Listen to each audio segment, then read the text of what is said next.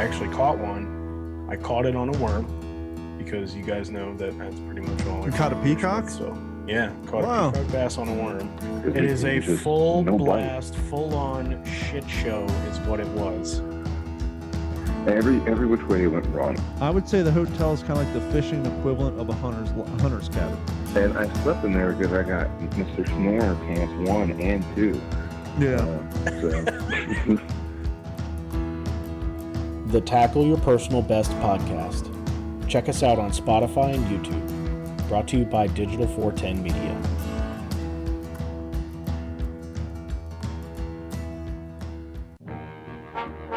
Digital 410 Productions proudly presents the What's the Scuttlebutt podcast with your hosts Dodd Abernathy, Jeff Copsetta, and Henry Sledge. Welcome back to another episode of the What's the Scuttlebutt podcast, your favorite World War II based podcast. It's been a while, but we got the whole group back together, including a new guest for tonight. But before we introduce our guest, let's say welcome back, Jeff. How are you, friend? Yeah, man. Sorry I missed y'all last couple, but I'm back and I'm freaking pumped about tonight. How's everything in Texas? Like 1,000,000 degrees. Same here. And joining us always, our faithful co-host, Mr. Henry Sledge. Henry, how are all things on your home front, sir? Doing good. Staying busy, but doing well. Doing well. No complaints. Kid racking up any more mountain bike scores in the old racing? No, he would have had his last race Saturday, but they had a band trip. So he and about half the team missed the last race for that. So, but their school ended up doing really well, and he was one of the few guys racking up points for him. So, he contributed. That's awesome that his school has a mountain bike team. Yeah.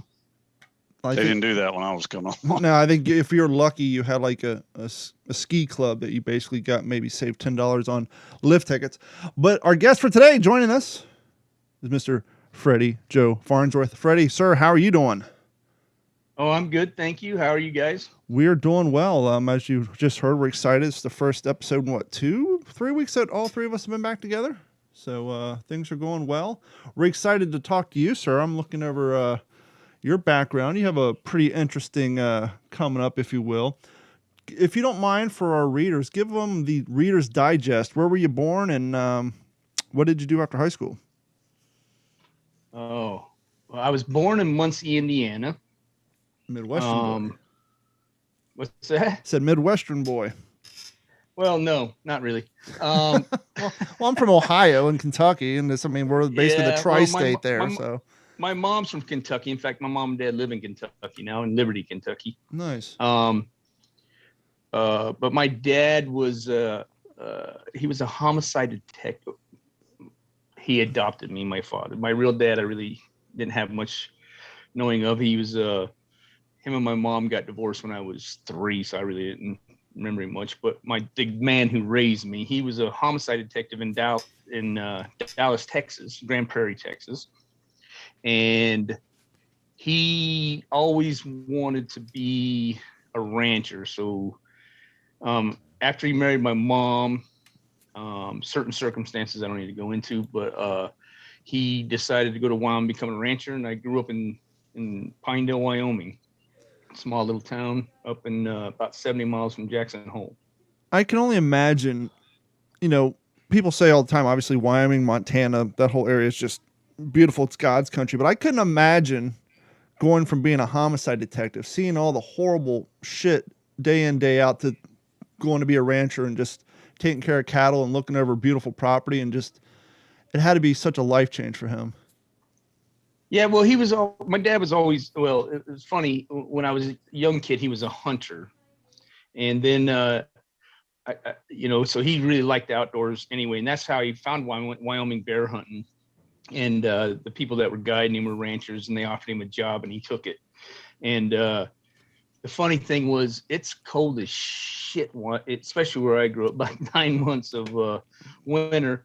After a couple of years of that, I still remember we were unloading a hay trailer. I couldn't have been 7 years old. I remember a police car coming out with another car following it. It was the mayor and the chief of police. And my mom had walked 3 miles in the winter. Uphills, both applied to Yeah, applied for my dad to be the new chief of police in Pinedale, Wyoming. So she took his resume, went down, and I remember my dad didn't even know. He was like, "What?" They're like, "Yeah, you're overly qualified for this small town to be the chief." And so then my dad ended up being the chief of police there for like about 20 years, I'd imagine. 15 years, something like that. That's the gift that keeps on giving. Yeah. Now, why did she do it without his knowledge? She just assumed he wouldn't want to do it. Yeah, because my dad's a roughy, tough kind of guy. Guy, split his finger wide open and put a Band-Aid on it and go back to work. And she just knew that he was not about it. Because he was doing his dream, and she was like, "My dream's over, living on this ranch, freezing her ass off all year long." And there's an old saying. Everybody asks me, "Why'd you join the Marines?" I say, "Hey, go live in Pinedale, Wyoming for 15 years and tell me the Marine Corps seemed kind of easy to me with all the winter and cold and working your ass off." They're hard people there. Still to this day, they're hard people. But as you guys know, some Midwest and Ohio and Kentucky, there's some hard ass people there. He was pretty hard. And my mom was like, "I ain't doing this. Your ass is moving to town."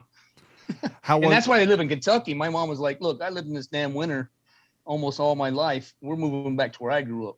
So see, that's funny though, because my dad, we were living out in California, and he's like, "I want to get back to the East Coast and be near the family, but I don't want to deal with the snow." So much like every other Ohio, Kentucky, and he moved to Florida, and that's how I ended up down here. But, is that where you're at in Florida? Yeah, I'm down in Cape Coral, Fort Myers area. Nice. My brother lives in Pompano. Yeah, he's a little rich bastard. How was that? Was the transition as good as you anticipated going from Wyoming to the Marine Corps? Did you find your life a luxury and actually have a little easier time? Actually, no, it was a major culture shock for me. I can imagine. I went going to San Diego and I hadn't really, you always think you're smart, but you're not. You're dumb as shit. And meeting African Americans and Hispanics and people with all backgrounds, people who grew up in LA and all these places, I was scared shitless. Well, a good indicator on that is that people can wrap their minds around how many people graduated in your class. That'll give people an idea how big your hometown was. Well, let's put it this way. 15 of the kids I grew up with, we went from first grade all the way to our senior year. Wow. And my graduating class was 19. I had 650 in mine. So my whole high school at the time, it was the largest at the time. It's a little bigger town now, but there was 111 kids in the high school. How about you, Jeff? How many in your graduating class? Not quite 200. Henry? 42 in mine. Wow. Yeah, you're all small town boys. See, if I would have stayed in Kentucky, I would probably have been in those classes too. But I went with my dad. He moved to Columbus, and we went up there looking for following the money trail, and ended up in suburb of Columbus. And so, yep, I had like five. There's 5 towns. It's a consolidated. Wow. That's a consolidated 200 people. I should probably throw that in. And well, that was kind of same with our whole county. The Sublette County's like 5,400 square miles. Which is a big ass county, and there was 2 high schools. There was Big Piney, which was our rival. They were 40 miles away, and then Pinedale, which we had Daniel, Cora, Boulder. We had like 5-6 little municipalities that went there. I mean, I used to work on the Black Butte Ranch, and Aaron Fandak and his dad, I'd go out and help them feed, because they fed like 3,500 elk as well as 4,000 or 5,000 head of cattle. So I'd go out and help them all winter long, and we 51 miles on a school bus every day, going there and going back. I just had a funny thought thinking graduation night. Here's Freddie's family. The last name ends with an F, so that's not too bad alphabetical order. You got 19 people in the class, so I don't have to wait too long. Here's the Copsetta family. Okay, you're in the C's, you're near the beginning, but you only got 200 people. So out of those 200, they had to wait through 187 people to graduate before they can get up and walk out. My first name begins with an A and a B. The only person before me was Abbott, which means there was 497 people behind me that they had to wait through before they could get up and leave without being rude. Well, you're lucky. See, I didn't go to my graduation. I went straight to the Marines. I left for boot camp my graduation day. So. How long was it for you, Jeff, between your graduation and when you left? for the Army? 23 days. 23 days. That's just, it's tremendous, but it's also, I'm looking at it like, wow, you guys went from 12 years consecutively of getting up, going to school, getting up and going to school. And then Freddie's sake, he left for the Marines before he finished, and yours 23 days later, just like your guys' you then even got up even damn earlier. It's just like you guys really never had any sort of gap between that until the end of your military service. Thank We God. party now. Thank God. Yeah. If I was a hellion, if I wouldn't have went to boot camp, I probably would have never went to boot camp. It was, I was small town, doing my thing. And I was like, I needed that structure. Let's put it that way. If I wouldn't have went straight to boot camp, I don't know if I would have. I was all interested in women and partying and going crazy. Is like best thing ever happened to me. The smartest thing I ever did, even my dad tells me to this day, the smartest thing I ever did was get out of school. 4 days later, my ass was on a bus heading to Denver, Colorado to the MEP station. Yeah, I think a lot of people who would anticipate joining right after high school, if they would wait 3 or 4 or 5 months, they probably. I know my nephew ended up not going. He spent 4 years of high school getting ready to join the Navy or the Marines, and then he graduated, hung out with his friends for 2 or 3 months, and then changed his mind. Yeah, hanging out will ruin you. So, you made it through the Marine Corps boot camp. Where were you stationed at after you got out of the Marine Corps boot camp and graduated? Well, I was first stationed at NAS North Island at the Marine Barracks there, guarding special weapons and stuff in Coronado, California. I was there for about a year and a half. And then from there, I went to Suicide Charlie, 1st Battalion, 7th Marines. And then I spent almost 3.5, 4 years there. And then I went to, right after, literally a week after Desert Storm, I went to Marine Combat Training at School of Infantry back at Camp Pendleton at San Onofre. I was there for 4 years. Are you looking back? Are you kind of glad you had that time stationed on the West Coast before getting sent overseas? Just so, because as you're saying before, just the going from Wyoming to boot camp was culture shock enough, but I'm sure afterwards, then living in California and all that time, I'm sure you probably were happy that you didn't go straight overseas. Got to experience that whole side a little bit. Yeah, I made the fatal mistake. Is my recruiter convinced me that I was going to be an MP, but you have to go to security forces first.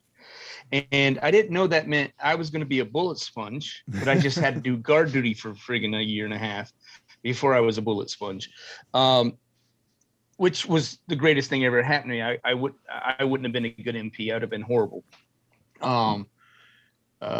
So yeah, being in just the whole time being on the West Coast, especially now, I've been to like 48 countries now since, I've seen the world. I've experienced things that a lot of people haven't experienced, but yeah, definitely. And of course, California is, it's a whole two-headed snake itself. It's ridiculous out here. I'm lucky. I've still stayed with my roots. I have place with horses and my daughters ride and we do our thing, but yeah, California's rough. It's not Wyoming. That's for damn sure. Where at in California are you? I live in a small town. It's called Horsetown, USA. It's about 50 miles east of Los Angeles. And it's a little small town with about 21,000 people. They say 21,000 people and 29,000 horses. So every house, the whole town is all horse trails, all the stop signs. You have the horse stuff. Look at my place. I just had a baby, so I got 10 horses. We have 10 horses here, and we're fixing to have 11 horses because another baby comes in 3 weeks. But all the towns like that, every town, the smallest property around here is like 1/3 of an acre. So everything's, like I have a couple acres and everybody has horse property and stuff. So it's kind of cool. Big couple PRCA rodeos every year. And yeah, it's nice. And, but then I drive a couple miles that way and I'm in Weirdoville. Yeah. I lived out in Long Beach for 3 years, back in the early 2000s. Yeah. So after your time in the service, you came back and, you went back to California. Did you go back to Wyoming first? Well, when I got out, I moved to, I went, most of my family, my brother and sister lived in Casper, Wyoming. Okay. because we're going to college and stuff. Casper's the big, all 51,000 people. It's the big city of Wyoming, and so I moved back there and just commenced to get fired off every job I worked because I hated everybody, and eventually settled into being a truck driver, and I absolutely loved it. Being on the road, doing my thing by myself, didn't give a crap about nobody, and all the way up until I was getting drunk one night, and a bunch of friends we were all drunk, and they were talking shit about some audition, and they were looking for military guys or outdoorsmen to do this audition. And of course, I'm the baddest motherfucker walked the face of the earth, of course, being a Marine. And I was talking shit, and sure enough, about 6:30 the next morning, they were dragging my ass out of bed, and I went and stood in line for 3 hours, and I was the only one out of about 40 people got picked to do a call back. And then about a month later, I was sitting in the Hilton, which is the biggest hotel there, and they were like, "Oh, this guy's going to come in. He's going to ask some questions. He's just going to pick a couple of you guys to help, with the military and be a part of the stuff on this movie called Starship Troopers." Fantastic. And in walked Dale Dye, and I was like, "Oh!" And the funny thing, I had just seen Outbreak, the movie Outbreak, and Dale was like, had a big acting part in that. And I was like, well, shit, no matter what happens, at least I'm, meeting a movie star. I didn't know he was a former Marine or anything like that. That was way before internet stuff. Yep. And I was like, at first when I walked in, because I parked my truck in the parking lot, and I had to leave it running. It was cold as shit. It was like end of March. It was cold as hell. So I had my truck running. I went in, had cowboy boots on, Wranglers, baseball cap, and I walked in. I said, "What in the hell am I doing here?" It's like a Ken and Barbie show. All these people working out, and girls with with girl stuff, and I remember Captain Dye walking. I was all thing, but I was like one of the last people to go, and everybody was taking they were in this room with him for like 7-8 minutes, and I was like, "Oh, I just don't want to be here, and I just want to get my truck, go do my stuff. I'm tired." You're like, all my years of hurry up and wait are over. Yeah, exactly. And then finally, I hear Captain Dye. He's like, "Hey, Farnsworth report," and I'm like, "Did he just fucking say report?" Excuse my language. Did he just fucking say report? And I was like, all right, shoot. So I just walked in there and friggin', Sergeant Farnsworth report his order. Snap to and he goes, and he just kind of looked up at me like real slow. And he goes, "Marine?" I go, "Yes, sir." He goes, "What unit?" I go, "Suicide Charlie, 2 guidons, 1st Battalion, 7th Marines." He goes, "I fucking hate the 7th Marines." I go, and he goes, about face. So I whipped one of those out, and he goes, "Give me 25 push-ups," and then, count them. And I stayed down at the 25. Till he said recover. I got up and he's like, "Get the fuck out of here." I was literally in that room for like 60 seconds.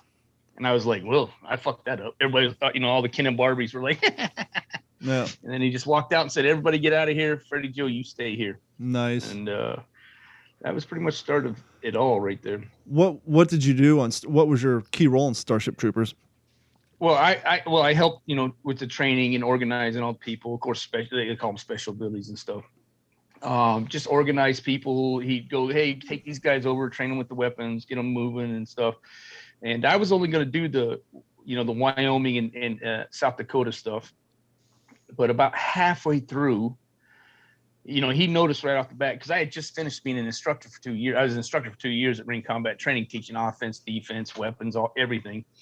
And he was like, "Dang, man, you teach really, you ain't afraid to get in front of everybody and do what you got to do." And I'm like, "No, that's what I'm good at." And about halfway through, he got a movie called Rough Riders, and he was like, "I don't have a fucking clue about horses, and I grew up, rodeoing and right up your alley, horses and stuff." Yep. And he goes, "How would you like to do this for a living?" So I called my old boss, said, "I ain't coming back." And hell no. Came out to LA for a couple months, finished Starship Troopers, and the day after that, I flew out to Texas and did Rough Riders, and then I got my first stunt job and my first acting job. It was a really good acting part in that. And I was hooked when the paycheck came. I didn't give a shit about all the other stuff, but the paychecks came in. I was like, damn, this is what I need to do. It's kind of funny how doors open like that inadvertently. You said you're out one night talking crap, and here you are auditioning for a part on Starship Troopers as doing historical stuff. Jeff, through his line of work and previous job, he ended up being a historical advisor on a short film called Walking Point. And now he's currently in pre-production doing historical stuff on a new project. And it's just weird how that happens. And Henry up there, he's kind of helped working on a documentary that's coming out. And I've done some background work, but it's just kind of interesting, like how you're just going about your life, going about your job, and some little opportunity opens and you put your foot in there, and before you know it, it keeps on rolling. It's just weird how it happens. You know, the Marine, that you say one thing, the military, that's a thing about the military is, you know, if I'd have stayed a hometown boy, I wouldn't open that door. I would, you know, I always say this, you know, to young people. I say, I'll open the door, but it's up to you to kick it in. And if I hadn't been in the military, I wouldn't have kicked that door in. I would have been probably hesitant. Oh, well, you know, and I'd have listened to my dad. Oh, what the fuck are you doing? You know, being an idiot, you know. Instead, you know, being in the military, I'm like, let's just go see what happens. You know, I wasn't scared of shit. I'm sure Jeff could pitch in on some of that too. Yeah, I mean, I don't think about the coulda, woulda, shouldas. I just go and do it and take it, because nobody's going to hand you nothing.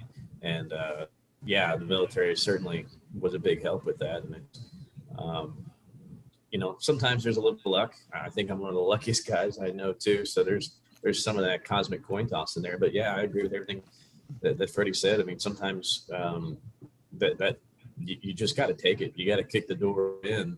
And if you want something bad enough, you'll go get it. I wouldn't say too much luck. Yes, there's a little bit of luck as far as the opportunity coming its way, but opportunity comes to a lot of people. A lot of people are just too nervous to try different things out of their wheelhouse. And so, yeah, you may have had a little bit of luck that opportunity came your way, but if you wouldn't have had the, you know, the sense of adventure or the hell with it mode and just jump in and try it, you know, that opportunity would have been missed and you wouldn't be what you're doing now. And I'm sure, you know, Henry's kind of the same way with all the projects he's working on. You know, things come by, you look at it, it's like, here's an opportunity. You can either sit down and say, nah, I don't know if I can do that. Or you say, oh, I can probably do that. And you jump in and see what happens. Yeah, absolutely. Don't talk too much, Henry. This helps too. Well, you are the pretty one of the group. Not this one. I'm ugly as shit. That ain't all it takes. That's why they got you in the back doing all the stunt work. Yeah. I make other people famous. I've been doing computers for 18 years, and one of my clients, his son was a stuntman in the early 2000s, and he worked on some movie projects. And sadly, he lost his life to an injury. I can't remember what movie it was on, but that was in the early 2000s. Up until then, that was like the only real, you know, interaction I ever had with anybody whose family member did stunts. And I don't think a lot of people realize how dangerous that shit truly is. You know, not only, you know, maybe not at the death level, but much like, you know, professional wrestlers, every time you guys show up to work, there's a good opportunity. You're going home with a sprained wrist. Something's going to be wrong. I mean, you guys take rough tumble falls and people just think, oh, they're falling on air mattresses. They'll be all right. Yeah, it's not true. Let's put it this way. You know, now I've been doing it for 26 plus years now. So I'm coordinating and second unit directing stuff now. And there's one thing I always tell one of my, especially young stunt people, and I'm always telling them, they're like, well, what should I do? What should I do? I said, you know, I want you to do this, do that. And always remember this. If it doesn't hurt tomorrow, I shouldn't have fucking hired you. I should let the actor do it. So make sure it's big enough where it hurts. And, you know, I've done some shit that was, I've done some stuff now that I wouldn't, as a coordinator, I wouldn't let my stunt people do. It was just too crazy, off the hook, ridiculous stuff. But, you know, when it's I can control myself, and it's hard for me to have somebody else do that for me.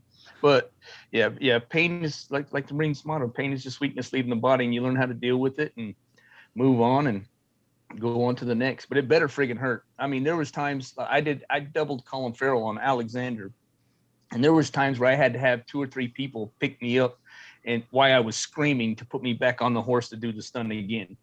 It was rough, you know, but it's just, that goes with the job. It's, you know, and it's not, I tell a good thing too, I'm not a daredevil. I'm not out here to push the limit to where I could almost die.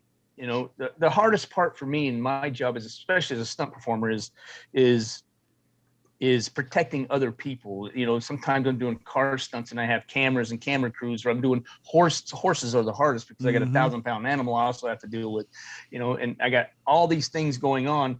So I have to protect everybody around me, and more than I have to protect myself, to make sure that they're all safe, you know. Well, and it probably sounds a little strange to people who's never done anything remotely, you know. What comes to my mind is balance coordinated skateboarding, snowboarding, surfing. In the case of Henry's son, mountain biking, there is such thing called learning how to fall. And if you skateboard, mountain bike, snowboard, surf, riding a horse, and you're doing a sport that includes a lot of falling, you do learn how to fall the proper way. And I'm sure that's probably day one of stuntman school, is how to learn how to fall the proper way where you're minimizing the risk danger. Yeah. Part of it too is, you know, I tell them, don't be such a sore loser. Just give up. You know, a lot of people, most injuries happen like horses or bicycles, as Henry will tell you, all that stuff is because you're trying to hang on to it too long. I can fix this. And especially with horses, I'm like, once you've lost that balance, find your place to fall and look at it. Where you're looking is where your body will go. Just give up. Don't be such a sore loser and live to fight another day. And that's key to what you just said too, because you'll hear this, you hear these stories. Oh, a guy went snowboarding and hit a tree, or a guy went skiing and hit a tree, or mountain biking. Your body instinctively goes where your eyes are looking. So when you're riding that horse through the woods, obviously the horse is going to have some control too, but you look in between the trees. You're mountain biking through the woods off trail. You look between the trees. You look at the tree, you're going to hit the tree. And that's why you hear these stories all the time where police officers are getting hit on the side of the road. People are driving down the freeway. They're looking at the cop, and not realizing that their car's drifting, because your body will naturally go where your eyes are looking. Absolutely. And absolutely.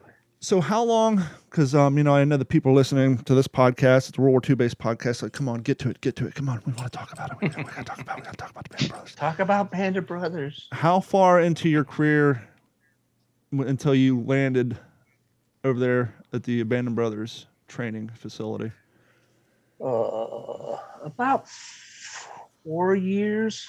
I think 4 years. I went off and did a movie called Rules of Engagement with Dale, and that was one where I really got to show, because we were we started off in the jungle, and I got to show him, how I spend most of my time finding everybody lost and showing that I could navigate in the jungle,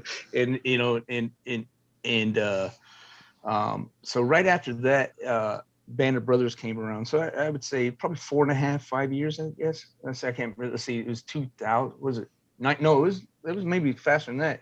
I started in 96, so I think Band of Brothers 90, was it 99, something like that? Well, I know it premiered 2 days before 9/11, so it premiered in 2001. So yeah, it makes sense. It would take 2 years 99, because it was about 12 months of filming we did for Band of Brothers. And you guys did all that over in Europe, right? No, Ireland. All of it was in London, and we did a couple weeks in Switzerland, with the Eagle's Nest and stuff. So, it was a long shoot, and it's hard for me because I literally, the day I finished Band of Brothers, I flew to Morocco to do my first tech advising show solo, which was Spy Games. So I went out to train Brad Pitt to be a sniper and set up all the Beirut stuff and do that. So it was like 16 months I was out of town. It was crazy. So were you actively part of the beloved boot camp for the cast that we hear so much about when it comes to Band of Brothers? No, I was the part of it. Yeah. if you watch all the behind the scenes, it's all me chasing those guys around, with the Ron Livingston diaries and stuff.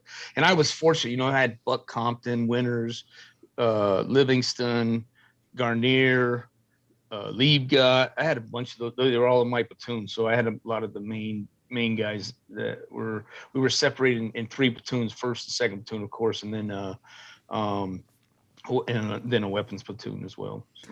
When it came to the boot camp, could you tell which one of the actors did some sport playing in high school versus the one that spent all their time in drama club?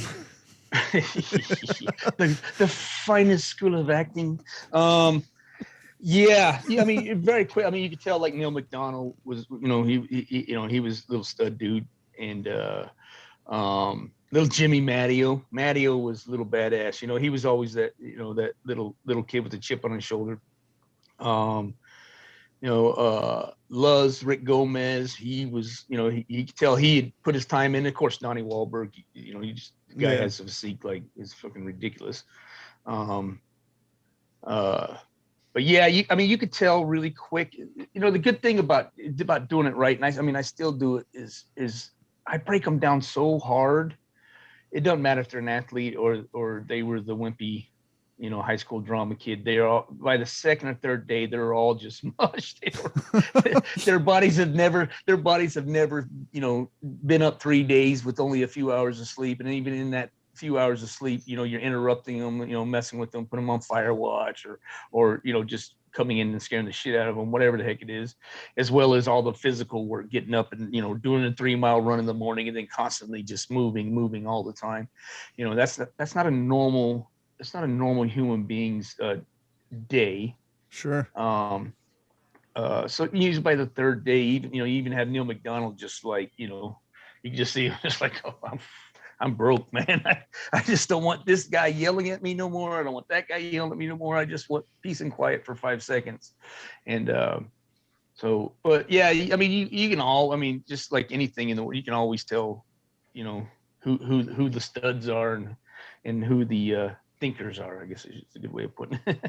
You said that you'd wake them up in different various ways in the middle of the night. Is there a particular stunt or practical joke or something that stands out in your mind that pulled off quite well? No, I just, you know, what I'll do is I'll give them a sense of comfort. You know, it's like, I'm not, you know, I'm going to, you know, I'm going to come out and I'm going to attack you or I'm going to find you, you know, and then I let it go for like 3 or 4 days. And then if I have the ability to have like say a boot camp with the enemy, like say the Pacific, we had Japanese soldiers out there at the same time. And so I was going back and forth from, you know, I was the gunny, so I was teaching both. So I was going back and forth. So then by like the 4th day, they're like, oh, it's 2:00 in the morning. I'm just going to sleep. Nothing's going to happen. Well, then I just brought the Japanese up on a full frontal assault. And literally, they don't know they're there anyway. So they're just like completely freaking out, thinking ghosts are chasing them.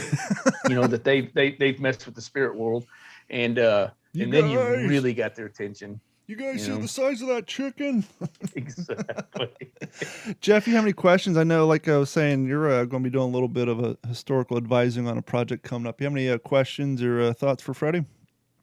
Yeah. Yeah, I don't know where that project's going to lead. I think I'm the company commander in it too, so there's going to be quite a bit of acting, I think. But I think back to the work on Walking Point, and I'm kind of curious. Because we had a particular scene where, you know, there's only so many Marine Corps wool trousers that are in my ability to put on set for this one particular scene. And, you know, we're using all original uniforms for this. So get the guy all set up, ready to go. And it's a home front scene. He's coming out of the like a staff car and just busts these trousers open, right? So, and I wasn't there when it happened. I was off somewhere else. I mean, I was right there, but I didn't see it happen. Everybody's running. Get Jeff. Oh, we busted the pants. I'm like, okay, well, I got this, and this. Like, this is it, man. And I told him, I said, if you don't fit into any of these, you better start doing some flutter kicks while they're putting your makeup on. Like, I don't know what to tell you. Start getting skinny right now.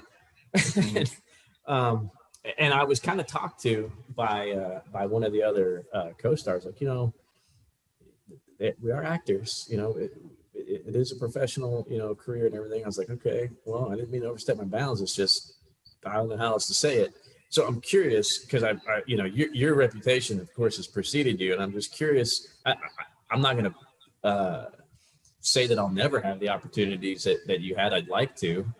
But if I ever did, I don't know how I would handle when you start having some of these bigger people to have that kind of guts to just say, hey, you know, however you treat them, you know, is there kind of a sense of, I know how far I can go. There's a certain respect there's, you know, that professionalism that still exists, but I've got a job to do and you've got a job to do, and we're here to help each other. So I'm just kind of curious about that whole dynamic, I guess. Yeah, I mean, it can be tough. I always make sure that I tell production to let their agents know, to let the actors know, and I always have I have a long chat, and this is one of the a lot of people argue with me all the time. They're like, you don't get out there more. You need to tech advise more. But I won't tech advise a show unless the director. And one of the main questions he asks is, I do it my way. I will train these people my way and you will back me. And that means even if we have to recast, and they know we have to recast, that's what's going to happen. And if they won't do that, that's one of the reasons why I may fall back, for money and say, it's not my project. I'm not into it. But, fortunately now later, there's a lot of videos and a lot of things out there. The actors, and I've trained, of course, I've done a lot of Brad Pitt stuff and, but I've trained, I've been around Robert De Niro to the smallest actors. So usually like when I did say Overlord, like Brad Pitt set, I forgot his last name, his name, John, starts with an M, but like Brad Pitt set him up. He's like, yeah, just walk up to Freddie and say, hey dude, how's it going? So right off the bat, he came in and I just exploded on him on the first day. And he was like, shit, I just got set up. But they kind of already know, they know, but I won't, I kind of got famous with a bunch of military people. My first show I did by myself was Spy Games, and behind the scenes, I made a statement that actually a lot of military people that I've met have seen. And that statement was, my job is to make sure when I walk on base or I see my people that I haven't embarrassed anybody. And one of the things I always tell all the actors that I step in front of them, and I'm sure Henry's heard me say this before, is that I can be you. I've guest starred in Spielberg movies. I've acted in at least 20 shows and been with the, scenes with Robert De Niro. I can be you, but I tell the actors, you can't be me. You can never be me, but I want to give you that experience. You can't be a carpenter without learning how to use a hammer. So I'm going to teach you how to use that hammer. And 99% of any good, let's put it this way, thespian or actor, however you want, or actress, they want, especially when you walk on to teach them, you look like you're the shit. You look at them like, I know more than you, and I could kill your whole family right now, and you wouldn't even know why I did it. You know what I mean? It's just however you want to do it. But you look at them, when they look at me as a Marine, or if I'm training in an Army show, when they look at me like I want my character to look like him. Look at that guy. I put this thing on in wardrobe, I look like a pile of shit. He's got his shit together. He's locked on. He's ready to go. He's squared away. So, I mean, that's the best thing to do it. And and another thing is I never give anybody my resume, meaning I don't step in front of them and say, you're going to listen to me because I've been here and I've been there, I've been this. I step in front of them and I talk to them like they know I've fucking been there and they know I've gone there, and I'm going to teach them how to look like they've been there, how to look like they've gone there. And that's the best advice I can get. Just get up there and you're the baddest motherfucker on the set. You're these guys are trying to portray you. So you just got to get up there and say, I'm the guy you're trying to portray. So you better pay attention to what the fuck I'm doing. Now, the boot camps are really, sometimes you can't. Sometimes I do a lot of TV shows. I got an hour. Mm-hmm. I got an hour to make this guy look like he's a staff sergeant badass, but you just got to have that confidence. You've done the training. You've been there. You've stood the line. So just always have that confidence. Don't let nobody, I don't give a shit. That's some of my downfalls. I don't give a shit. If they don't like it, excuse my language, everybody, but they can fuck off. I am who I am, and you want this guy in this film to look like who I am. So I'm going to teach him the only way I know how. That's great advice, man. I really appreciate that, because I tell you, I really think I love watching the making of Platoon, and I think about all the stories that Dale Dye's talking about, and the guys talking about, they're so freaking hungry they'd eat their own socks, and John McGinley's talking about he's got to go to the bathroom, he's afraid of snakes going to bite him in the butt or something, like all this crazy stuff they've never been through. And then I think, like, okay, what if there was somebody that said, somebody like McGinley or Defoe, like, what, screw this, I don't have to do this, I'm leaving, I'm out, Philippines was cool. I'm out. And now Del Dad's gonna be like, so hey, Mr. Director, sorry about that, but you know what I'm saying? Like, I there's got to be that line. That's what No, I'm to just tell you, curious. here's You don't want to screw up the project. Here's a funny story. The only guys that will ever give you shit are the guys who just read that book. That's what they deserve. William Dafoe and Brad Pitt and Robert De Niro and Tom Hanks, they won't do that because they know that that's their life. They love their performance. And regardless of whether they want to say, I'm not a method actor, they're fucking all method actors. They want to understand. And I always tell them, I said, you guys have been tired, but you've never been military tired. You've never been Marine tired. In your case, you've never been Army tired. And I'm going to show you really what it's like to be Marine tired. I'm going to show you what it's like to not sleep for 3 days, not eat regularly, not do anything, and then have to get up and actually do a full frontal assault or full envelopment, left flank, the right flank, whatever it is. I'm going to show you what it's like, and you're going to be able to perform that.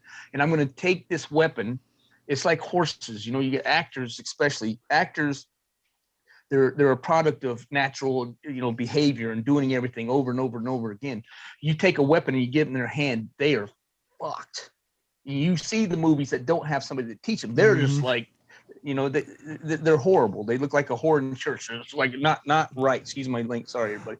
But they just look not where they're supposed to be. So by the time I'm done with them, I make that weapon a part of their arm. You will not think about this thing. It will naturally go where it's supposed to go. So now all you can do is stand up and give me your performance instead of thinking about how your pack's going to be on. Why is this magazine pouch digging into my right hip and my weapon is not in my hands right? You're just naturally going to carry it every way. And I also teach them not to do it exactly like the next. You see the shows, they talk about history shows.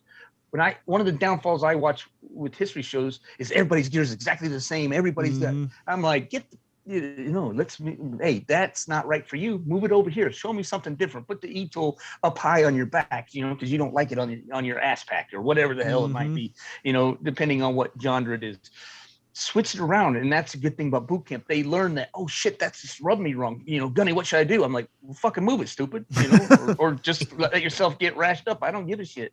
I'm feeling great about myself. I don't know about you. And I let them move their gear around and put it together the way they want, because then it becomes more realistic when you see it on camera. And that's a good point, because like when you're laying prone or you're in a foxhole or you're laying kind of prone in a foxhole, everybody lays a different way. And so if you're the type of guy who tends to lean towards your right, having that canteen right on your right hip, that's not going to be a good spot. You need to move it over 3 spots over towards the center. So when you're in your natural laying position, you're not, same with the first aid pouch in the front.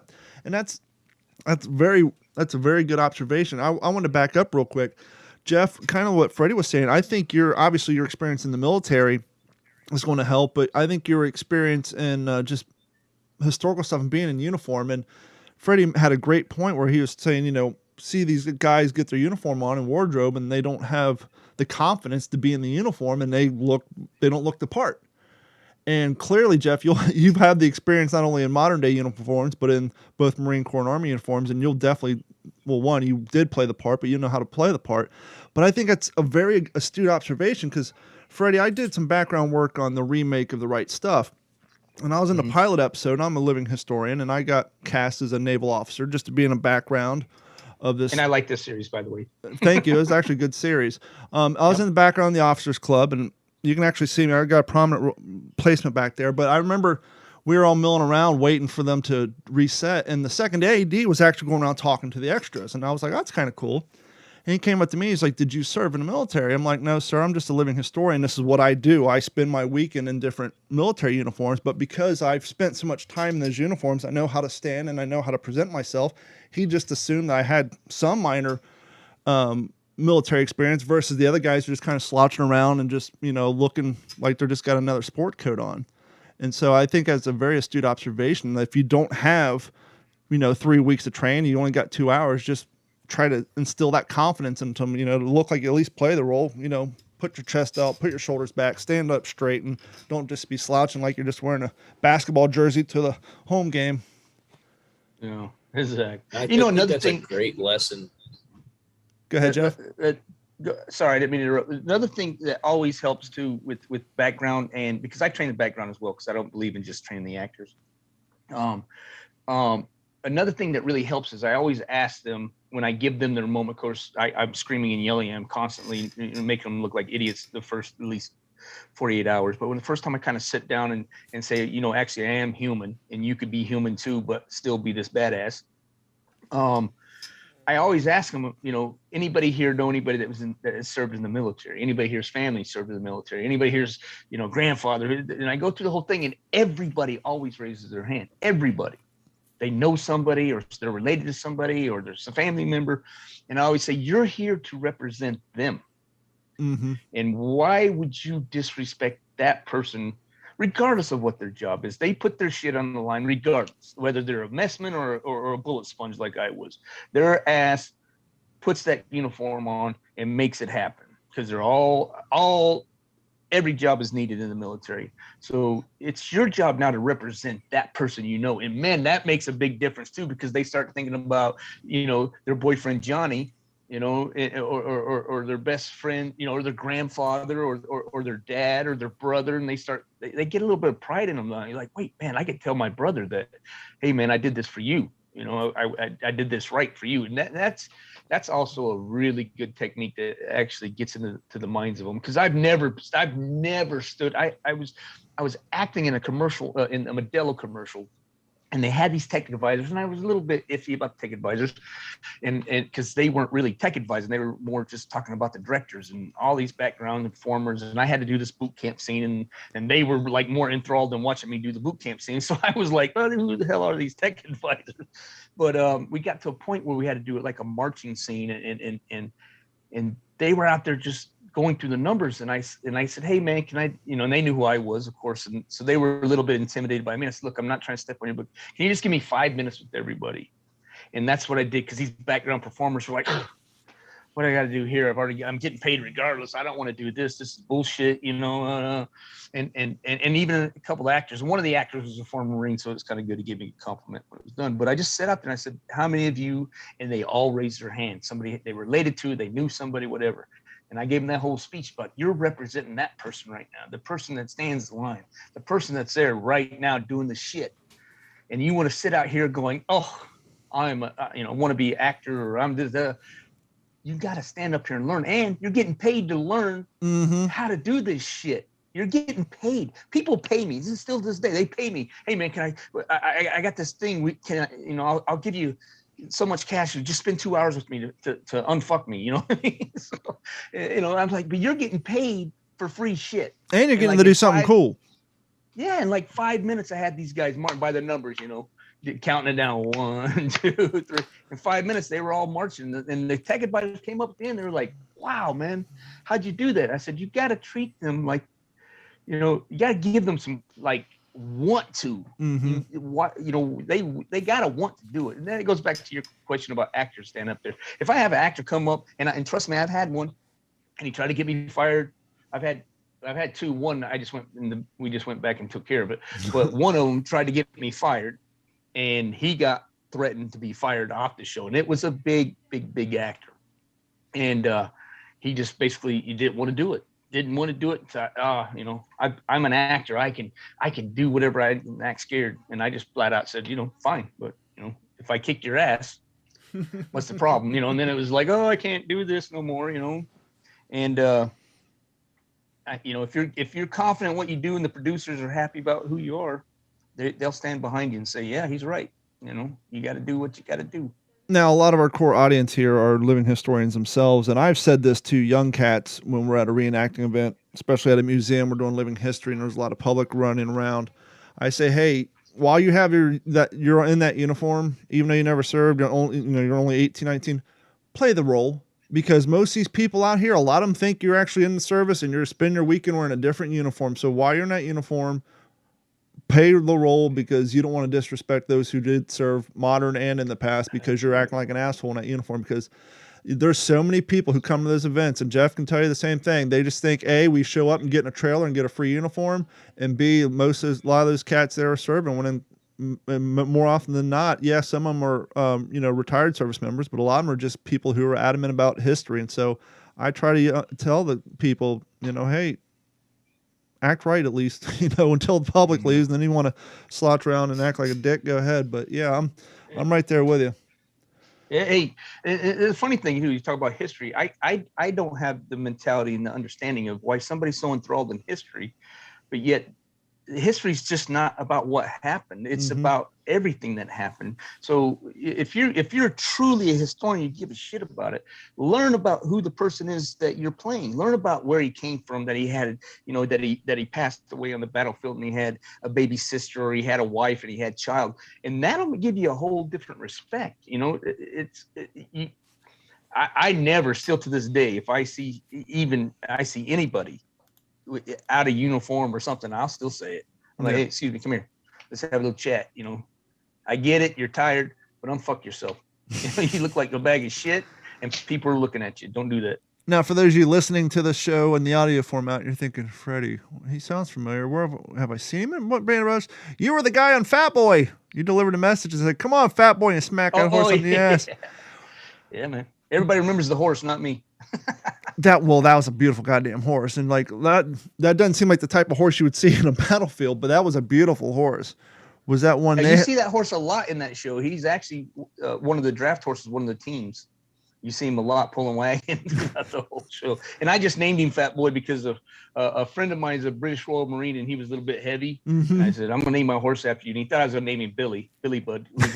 Fat Boy. But I said, no, let's go Fat Boy. He was mad as shit. He's like, you son of a bitch. So you were the trooper on Fat Boy in Karen Tam, but I did not know this. They had you playing a medic in the Bastogne episodes. Yes, that was me telling them, look, I was in it and they didn't give a shit. They just wanted my voice. When you hear the medics yelling and stuff, and they ended up cutting all because I was too noticeable at riding Fat Boy. But you do hear my voice a lot in Bastogne yelling at, as the medic, get over here and get the guys off the Jeep and stuff. So yeah, I was lucky. And let's jump a few years ahead to the Pacific. When did that come along? 2007, I think it sounds about right. 2007, yeah, it was. I knew, believe it or not, when I was done with Band of Brothers, I knew there was going to be an Island Hopping Campaign series as well. It just took like 7-8 years for them to get it all lined out and go. Now, as a Marine, how excited were you for that project? Very. Plus, I had a lot more experience, and Dell was kind of like, hey, look, you're going to run basically everything. I'm just going to be the teacher and, and be behind the director, but you're going to, set up all the stuff. So I got to pick the guys. I picked an Anglo Marine that had worked with me. I picked a AV Marine that had Purple Heart, Robert Garcia. I picked Sean Bunch was the Anglo, and then I brought my best friend from the Marines, who was a mortarman, best mortarman I ever known, Bruce Whitfield, to come over and train the mortarman. And I said, so I was really happy and excited because, 90% of my work is Army. Sure. It's like I'm a Marine, but I'm taking advice on Army stuff. But I have this guy, Chad Bennett. He spent like 22 years in the Army, so when I do Army stuff, I bring him over, and Dave Hutchins, all these former Army guys come over to make sure we get it right. But very excited, all Marines. The Island Hopping Campaign is a very important part of our history, and from day one in boot camp, you're learning about Iwo Jima, and you're learning about Barcelona and Sledge, and you're learning about all of them from day one in boot camp. So when all of a sudden I get to do a series based on these amazing heroes, it was like I was ready. I was like, yeah, and I was into it too. Let me tell you what, I was a vicious asshole. Well, you kind of lean towards it a little earlier about, if you have the Band of Brothers DVD, they have the little behind the scenes clip, and they show parts of some of the crazy push-ups you had them doing where they're all basically leaning on each other and the different types of stuff in the Band of Brothers boot camp. How was the Pacific boot camp different, or was it just a little more, was it more or less than what the Band of Brothers version was? Did you guys streamline it by then? It was different because of the story. The Pacific didn't like really start off with them in boot camp or with join the jump school. They were just basically Marines. There. So when we did the boot camp, we just started them off in the shit. They were in the field. So in Band of Brothers, we were in a barracks. They learned how to march. They learned how to do this. They got to do the weapons on the pavement. And, you know, in the Pacific, we went to the field. They were out there getting, and we were in Australia, so we had trees attacking them and everything else trying to kill them. You know? And, you know, they were digging fighting positions within 4 hours of us landing on the training spot, you know, and they were digging machine gun stocks. They were giving us, you know, train maps and, you know, doing, you know, azimuths and stuff to get everything ready for a defensive position. And then by the second day, they were starting actual patrols, going out doing patrols, which was, you know, in the jungle. That's a good thing. That's one thing Dale likes about me is, I'm a very good land navigator. and so I spend most of my time finding everybody that gets lost. But they're doing that, you know, and they're learning that it's not easy, you know, it's pitch dark and, you know, and then of course we had the Japanese there as well. And I tell you what, the Japanese special ability, the performers, those guys, I mean, they went to heart with it. They went to heart. They, you know, we brought over, this guy, two Japanese that we used on the Great Raid. And so they knew how we operated. But they put them through like Japanese, like they would take swords out and like pretend like they were going to chop their heads off. Right? It was pretty scary. I'd go over there sometimes going, guys, you got to calm down. Yes. And it's unusual for me to say, we got to calm down a little bit. Normally I'm getting told, hey man, you're going to kill somebody. But yeah, they actually went to the training. So it was more intense. Band of Brothers was more like a really boot camp. You know, you had Sure. the few days and you know, you had barracks. They went to the barracks every night and slept, but they did hard training all day and they got to march. They got up and did PT and, you know, and did all that stuff, but they had an actual shower. They can go shower and do their stuff. On the Pacific, It's more field exercise. Yeah, they were out in the field and it was legit. You know, here's your lesson on a field shower. Take your canteen, turn over, get your hair wet, wash your hair, and then take your other canteen and rinse yourself off. Good luck. Yeah, Scott was saying, you know, even though it wasn't loaded, he said he would sleep in his tent with his M1 right next to him all night long. Oh yeah, well, there's another thing. You know, Scott was a different one. Scott did the second boot camp. I did 4 boot camps. I did 2 with Dale. I did 1 with Dale. I did 1 with Mike Stokey, and then I ran 2 myself. But Scott's was a little bit different, but there is something. There's a little Marine thing in me, you know, especially bringing up Marine combat training. I used to, when I was a troop handler, I used to walk around, and if I can get a weapon from the troops, then it was thrash time for everybody. And they'd be like dead asleep, and I'd do, you know, stupid games to get them. And so I do that with the actors. If I can get your friggin' weapon, you guys are gonna die. You're gonna pay. You're gonna pay a price. You know, and yeah, he was petrified. Plus, you know, we're not in any area where there's crocodiles, but they think crocodiles. We're nowhere near the water, but they like there's a crocodile out in the bush and shit. But yeah, some crazy shit. I tell you what, there's some crazy shit out in you know, in especially in Queensland, out in the hills and stuff. So yeah, Scott was petrified the whole time, and plus, Scott didn't have any friends, so it was hard on him. You know, Stokey pulled him aside and said, "You're the CEO, you're skipper. You got to be up here." You know, all the other guys had a hooch mate and a rack mate, and they're right next to each other in their shelter halves, and they're doing their stuff. You know, and they're in their fighting positions together. Scott had a tent by himself, which was not far from Gunny's tent, and Gunny was bored, so Gunny would fuck with him all the time. And you know, and that's tough, you know, going into an environment where you don't know anybody. You know, you don't know anybody there. You know, but you got Barenthal, who's a fucking animal. You know, that's out there, and a couple of the other actors, but they're not really paying much attention to him because he's an officer, and we're not letting that camaraderie grow. Just like in real life, you know. So he was out there by himself. So Scott, you know, it had to be tough with him because not only are you lost and confused, but as you know, anybody that's been to boot camp, how you really start getting boot camp and getting through it is your camaraderie with the guy next to you has the same pains, the same cries, the same misses. You know, his girlfriend's not there and his mom's not there, and you guys talk, and that's how you work through boot camp. But if you go there and nobody talks to you and you're over there by yourself, that's fucking rough. That's tough. Here's probably a question you haven't been asked in many of these interviews when it comes to the boot camp and the training of the actors. How many of them, or is there one in particular you can think of, that experienced the worst case of M1 thumb? Oh, shit. I would say about probably 25%, 30% of them. They just don't listen. Well, you know, it's get that thumb out of the way. Funny thing is, one time Dell was teaching, and he was teaching about the M1 thumb, and he gave himself his own M1 thumb.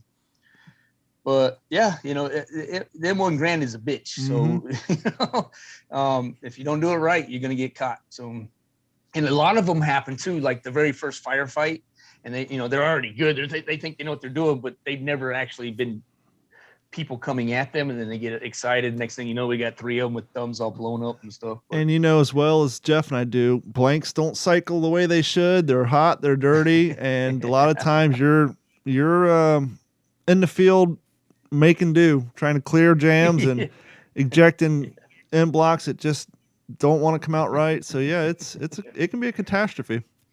Yeah, but that's how they learn. You know, like I said, they sleep with their weapons. They're getting woke up at 2:00 in the morning with a frontal assault. They had to learn how to fire them and be safe. And, you know, and of course I'm watching them like a hawk, and me and Gunny Whitfield and Sean Bunch, we're all just, you know, paying really close attention to them and slapping them on the head. Sometimes they're just sitting there fucking shitting themselves. And you're like in there beating on their helmets going, just start shooting, idiot. You know, but Henry, do you have any questions? Yeah. So Freddie, in part 9, you actually played Captain Stanley, didn't you?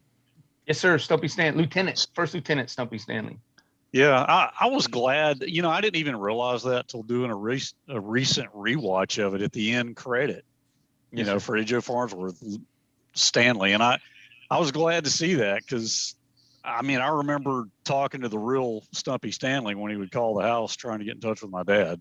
Mm-hmm. So a couple of times I got to meet him, so to speak, back in the 80s, but I was glad he had a representation in it. Yeah, it was. I got the part because originally the word was they wanted me to play hillbilly before it started, and HBO put a squash in it. HBO was like, no, he was in Band of Brothers. You know, there's no repeat actors because it's such a legendary show. You know, they didn't want it to feel like it was a show. Well, and not to interrupt you, but I think that's a huge, great idea because I think all of us and Jeff and Henry, we've talked about this too, especially when it comes to series this important or just spot on. It would bump you if you were to see, you know, a big name actor. Obviously, you know, they had the Jimmy Fallons hidden here and there in the background, but when it came to the main characters, one of the best games to play now, 20 years later, is when watching all these other movies or TV shows, how many people came from Band of Brothers and the Pacific and all that. But no, I kind of agree with HBO doing that, where, you know, it would, because even to this day, I'm sure these actors walk down the street and people associate them with that person that they played in that particular series. And it would definitely bump you if you see, you know, if Donnie Wahlberg came into the Pacific playing, you know, John Basil, you're like, wait a minute, you're Lipton, that don't work. Yeah, and that was a point which I got, you know, even though I was like, nobody knows who the hell I was. If Fat Boy come riding through, then people were like, hey, wait a second, how'd that fucking horse get over there? And they could have put you on a big German Shepherd as a war dog. Come on, Fat Boy. Let's go, bitch. Tim Van Patten was very adamant, you know, and Tim, you know, he's an actor's director, big time, a really good director. And he was like, you know, he me and him got really very close on, you know, I'm very close. David Nutter's one of my best friends, one of the directors. And then me and Tim got very close because he just didn't, he had never seen that either. It was just like, man, this Gunny speaks and the whole world fucking moves. This is just, as a director, it's like the greatest thing that's ever walked the face of the earth. And he just loved that respect was there, and you know, the love. And David Nutter had told him who I was and stuff. And he was adamant. He tried to give me a small part, being a sailor. And I just told him, I said, you know, I just, you know, I'm busy. I'm busy shit. you know, and it's not, I was already making enough money where it wasn't much more money to play the part. And then it just got to episode 9 and that scene, which Henry will tell you about, it's very loud. When I first come onto the scene, you know, there's 250 cals above my head firing, and then there's artillery rounds going off and explosions, and I'm having a conversation with an Army officer, and Tim said, look, I've read like 20 people, and nobody can yell like you fucking yell. Nobody can raise their voice like you can raise your voice, and I really want you to play this part. And I finally said, okay, I'll do it, you know. And there was the first scene I was in. I was like at the top of my voice screaming, you know. I was like letting them know, because, you know, it kind of the whole scene was the Army was confused that there was only one company that was there. It's like, where the hell's everybody at? And we're like, this is it, buddy. We're about to get up this hill and tear some shit up. So it was a good Well, and scene. you had an I was very Amtrak happy. right by you too. Yep, it was right next to it, and that thing was loud as shit. Just squeaking all the time. Those old ass Amtrak's. Somebody Yeah, get that thing some it was an honor for me. You know, I think I told Sledge this once. It's just an honor to play somebody that was, you know, that you remember. You know, how cool is that? You know, life doesn't get any better than that in my business. You know. Okay, follow-ups, Henry? Yeah, I mean, just the one time I remember my mom and dad were out of town for something, and you know, I was just a dumb teenager outside shooting basketball. I hear the phone ring, and I run inside to get it, and the gravelly voice guy, yeah, Sledgehammer there, and I said, no, sir, he and my mom have gone out of town, and so this is Stumpy Stanley. Will you tell him I called? And I said, yes, sir, I will. And I'd read my dad's book. I knew who Stumpy was. I heard my dad talk about him. Yeah. You know, forget the book. I mean, he talked about all these people, so I knew who Stumpy was. Yeah, you're lucky. You're a lucky human being to hear that firsthand. Yeah, to have Snafu come over and decide that, you know, hey, leave the Beavers on. Better things to do. Walk out of the room. That's not what happened, though. It was in reruns. It's all good. And then he became Freddie Mercury. What the heck? Yeah. It happens. Yeah. You got any projects coming down the pike you want to plug before we get into the few things before we wrap up? Well, there's a couple. I'm playing a real life character of Staff Sergeant I was asked to play him by the gentleman the story's about. It's called A Man from Two Worlds. It's an Afghanistan translator. It's a true story. I'm very proud of that. They cast me to play that. It's a big part. I'm gonna have to work my ass off on that one. And then Burden of Freedom. You know, that's gonna come up soon. And that's a really heavy Afghanistan hard hitting, and then it has a lot of the about when they come back home and the PTSD and stuff. Those are two major projects. I mean, I got some stunt coordinating stuff and stunt jobs that are coming, but those are the two major ones. The Man from Two Worlds, I'm really looking forward to. Based on a true story. And as always, when this episode airs, head over to WTSPWWWII.com and we'll have all the pertinent links and ways to see some of these projects. But we're going to segue off a little bit. A little update from last week's episode. Henry and I were talking, and I made a mistake, the snafu, the faux pas, if you will, that I said there was a hospital chain named after an airplane manufacturer from World War II. Nay, it was a shipyard. We're all familiar with Kaiser Permanente, are we not? Not all at once. Kaiser. The steel workers, right? Yes, Kaiser was a steel workers plant. And I'm going to skip over the history except for during World War II. In the shipyards, once again, however, history intervened, and America's entry into World War II brought tens of thousands of workers, many of whom have inexperience and poor health already, pouring into the Kaiser shipyards in Richmond, California, Portland, Oregon, and Vancouver, Washington to meet the nation's demand of big Liberty ships, aircraft carriers, and the like. Now, Henry J. Kaiser had a problem: how to provide health care to the teeming masses of 30,000 employees. Kaiser was convinced that Dr. Garfield could solve his problem, but it looked like something special was warning.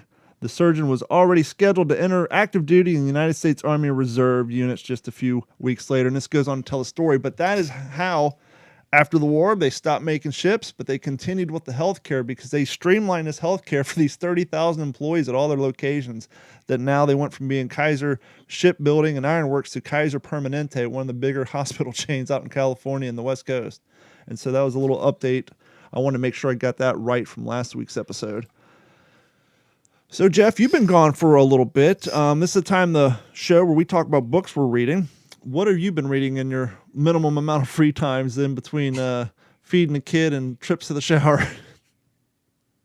Yeah, well, I've been reading my textbooks to get my bachelor's in history and a whole lot of Hemingway. But I did want to talk about one that I haven't mentioned yet, and this is it's called Gear Up: Flight Clothing and Equipment from Army Air Forces Airmen in World War II. This is a great. I knew we'd be talking a lot about equipment and trying to get stuff right. And if you're a dork like me when it comes to the Air Corps, this is a great reference book. John McGuire is the son of, and I think that his dad was in the 8th Air Force, I want to say. But just some really great actual photographs, and then, wartime photographs and actual photographs of all different gear and equipment and stuff that they would, the pocket trash that they would have and things like that. So John McGuire's Gear Up. It's a great coffee table reference book for Army Air Corps. Henry, what have you been reading? Are you on the same book? Have you moved on to another one? I know you burned through them pretty quickly. Probably about 100 pages from being done with the first Ian Toll Pacific Crucible. Trying to get that finished. And I'll put in a plug for what Jeff just said. I have that book, Gear Up. That is a fantastic book. But yeah, the Ian Toll first volume. Toll is great. Huh? That's a great trilogy. Oh, man. Yeah, it's very readable. It moves fast. Yes. So I'm enjoying it. Last couple episodes, I've been talking adamantly and vehemently and lovingly about The Lonely Vigil, Coast Watchers of the Solomon Islands by Walter Lord. I'm just about done, and I cannot, I don't want to spend 3 episodes talking about how great this book is. But, Jeff, I was saying last week, for those of our audience who have read all the Guadalcanal books, whether it's Guadalcanal Diaries, Battle for Guadalcanal, what have you, if you kind of want to get the other side of that story, check out The Lonely Vigil. It's all about the Coast Watchers, and it's a great read. And you really get the other idea of what went into all the operations around Guadalcanal, just because of the guys in Bougainville, New Georgia, Florida Islands, and Guadalcanal. And the amount of running they did from the Japanese and the effort, the Herculean effort it was to move this. The teleradios alone, between the batteries, the radio, the fluids it took to recharge the batteries, was like 500 pounds just of the radio equipment. And then you had their food and supplies. It took, just to move from one hiding spot to another, it took about 24 guys. And usually it was one or two Coast Watchers and a bunch of native recruits. And what gets scary is, as the war progressed, and especially on Bougainville and New Georgia, the chiefs of these native groups, they started losing faith. They've been hearing all this talk about how, the Americans and the Europeans and the Australians, they were the team to saddle up with. But as they said in this book, to the natives, it was just white man on white man crime. And after a while, the only white men they saw were the Japanese. And they're like, clearly these guys are the ones that's winning the war. And so at a certain point, these Coast Watchers were running because they're with one group of natives, and a little village 20 miles away said, to hell with it. Let's show the Japanese where these guys are at, because they're willing to give us food and supplies. And so now not only are they running from the Japanese, but now they're running from they got to be wary and top secret of, like, which groups can we trust? Which natives have we lost? Which ones haven't we? And it's a damn good read. So once again, for those of you guys at home, if you want to learn more about the Coast Watchers, it's Lonely Vigil, the Coast Watchers of the Solomon Islands by Walter Lloyd. Mr. Farnsworth. Freddie. Are you saying Walter Lloyd or Walter Lord? Walter Lord, I'm sorry. Yeah, Walter Lord. Okay. I'll say I've read some of Lord's stuff. I think he did a good one on Midway, did one on Pearl. And yeah, he's very readable. That's got to be a fairly old book. I thought he 1977. was more, published in the 50s, 60s. Oh, okay, 70s. Yeah. And the worst thing about this book coming out of the 70s, it has a really bad 70s watercolor style cover that, like, has really nothing to do with it. It's just some guys with binocular, a plane, some palm trees, and like a native. So, it doesn't have the greatest cover in the world, but yeah, it's from the 70s. And as you were saying, Lord's work, and I was saying this last week, it's a super easy read as far as, it's written in the third person, but you feel like you're there in the first person running from these Japanese or, counting these ships coming down and all the craziness that goes on in this book. So it's definitely a good read. Now, Freddie, you were saying earlier, you suggest to your actors, if you're going to portray somebody, learn everything you can about them and portray them with best of knowledge. And so I assume you do the same. What World War II themed books have you read in the past or are you currently reading now that you might want to suggest to our fine listening audience? Oh my gosh. I wasn't expecting that. He wasn't expecting an oral book report. No, the old breed it doesn't get any better than that. So just go read that. Absolutely. You want to know what it was about? There you go. That was it. There's a reason why it's so well respected. Yeah, absolutely.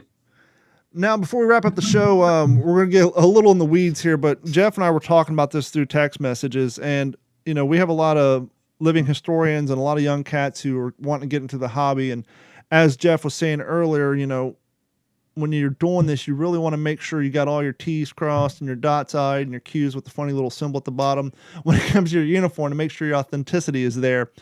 And I just recently got a new pair of service boots because I had blown out the soles of my jump boots. And then, so I was bragging about these through the group text, and Jeff's like, well, I did one better. I got me some new Cochrane jump boots. And this is why I'm pointing out. And I was like, well, you got to be careful where you're ordering them because I was on Cochrane's website. And when you look under their historical jump boots, they have brown synthetic soles on them and not the authentic rubber Goodyear black soles. And Jeff was pointing out that where he got his from, they do have the authentic soles. And so I just wanted to put that out there, a little heads up for you, any of the people out there wanting to put together an airborne impression. And you're thinking about, I want to go straight to the source. I want a nice pair of Cochrane jump boots.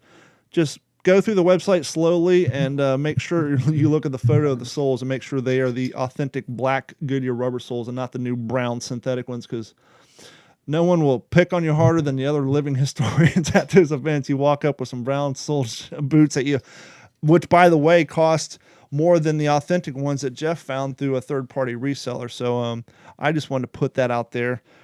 In the past, we've done a little bit of equipment stuff. And now, Freddie, you been on a lot of World War II movie sets. I'm thinking about soaking these bastards in some mink oil before I put them on to loosen them up to help cut down on blisters. Is that a good idea?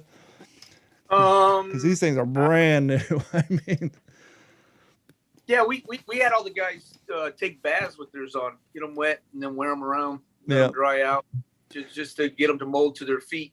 I mean, my Corcorans gave me ingrown. I had to fly back right after boot camp and do a movie called Semper Fi for Mr. Spielberg, and I had an ingrown toenail. they killed me. So, definitely loosen them up, let them mold around your feet as best you can. Yeah, I think in that video, Ron Livingston said, I have some people who played hockey it's hockey or something like that. And he was saying, yeah, they told me to put them in the water overnight and then put them on to let them to form fit. It's that time of the episode. Henry, you got any plugs to put out there before we wrap things up? No, my calendar's pretty open right now, so I don't really have anything to plug at the moment. What about you, Jeff? You got anything coming down the pike? Yeah, well, before our next episode, this coming Sunday night, 8 p.m. Central, Walking Point will be premiering on YouTube. Yep. We are finally going to have it offered for free on YouTube, and we're going to do like a little live premiere where people are going to get the opportunity to chat with us, and we can talk some of the behind the scenes and all the goofy stuff there. So really excited about that, to finally get that out there and make sure a lot more people get to see it. And then working on this Pathfinders movie. Hopefully we're going to probably try to do a table read hopefully before the end of this month, and then start shooting in July.